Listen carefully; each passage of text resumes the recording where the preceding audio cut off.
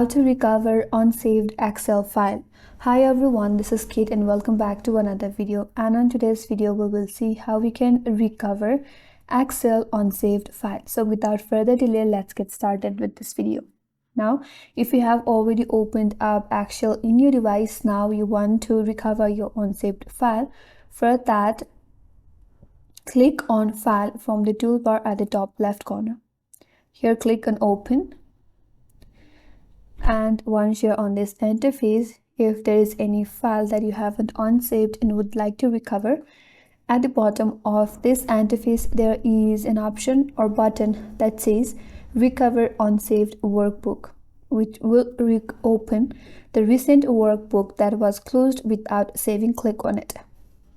Now on this folder you will find all your unsaved Excel file, and from there you can select your preferred file. Once done, click on Open, and then again you will be able to edit your file, or you can save your file now.